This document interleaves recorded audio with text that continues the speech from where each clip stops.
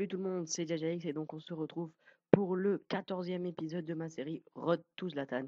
Et donc on commence tout de suite par Joao Carlos, défenseur central de l'Anzima Kashkala. Donc dans cet épisode, j'ai choisi de reprendre les bases du début de FIFA Ultimate Team, donc précisément du début de ma série, donc les Jackson Martinez et les Rodrigo, ainsi que Pepe, un autre joueur hors non rare. Donc de très bons joueurs pour faire l'achat-revente au début.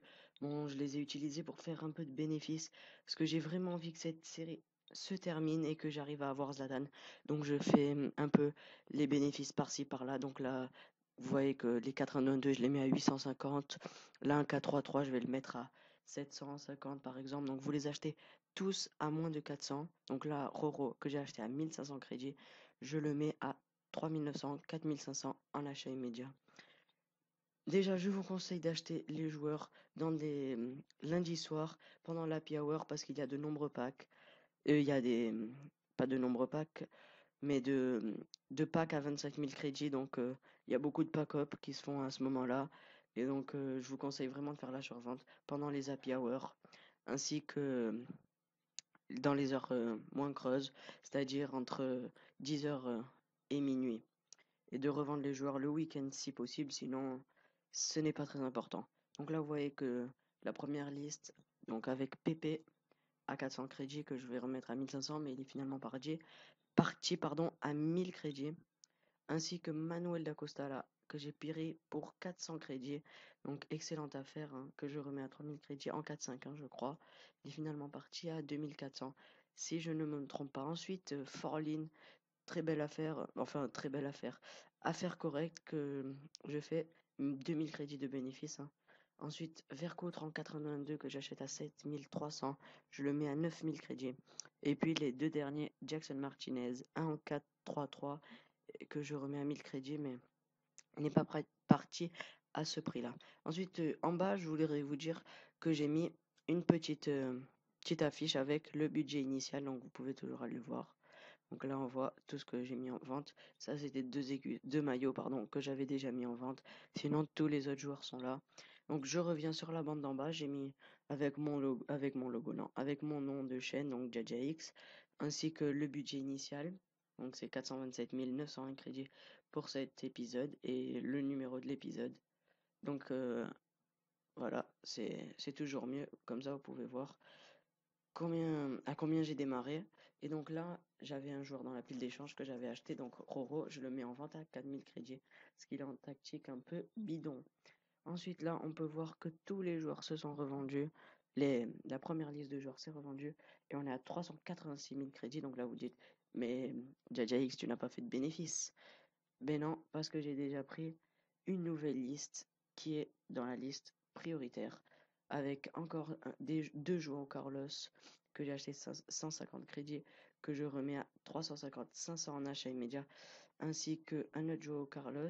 Donc dans cette liste il y a un Bona, donc très bon joueur pour l'achat-revente. Mais là j'ai pas fait un bon bénéfice dessus.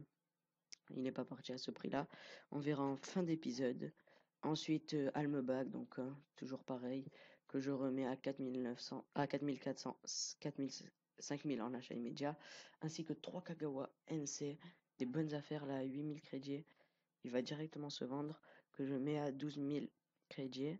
Ensuite, là, je vais un peu varier pour pas qu'on voie que j'en ai plusieurs, donc je vais un peu changer son prix au lieu de le mettre au même prix, je le mets à 11 250, 11 500 crédits. Ensuite, Kagawala à 11 250, je le mets à 14 200, à 15 000 parce qu'il est en 4-4-2. Donc là encore avec 6 nouveaux joueurs, donc là des joueurs argent et on a laissé de côté les joueurs non rares, c'était juste pour revenir sur ça. Donc là un roi à 500 crédits c'est rare, ça se voit, je le fais plus trop mais belle affaire que je remets à 3500. Ensuite, un Manuel Dacosta aux enchères aussi. Hein.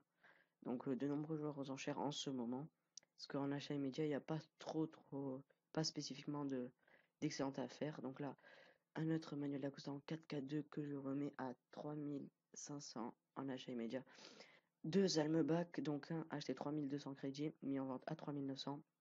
L'autre en 4-1-2 acheté 4400 crédits. Donc, l'affaire est vraiment pas mal.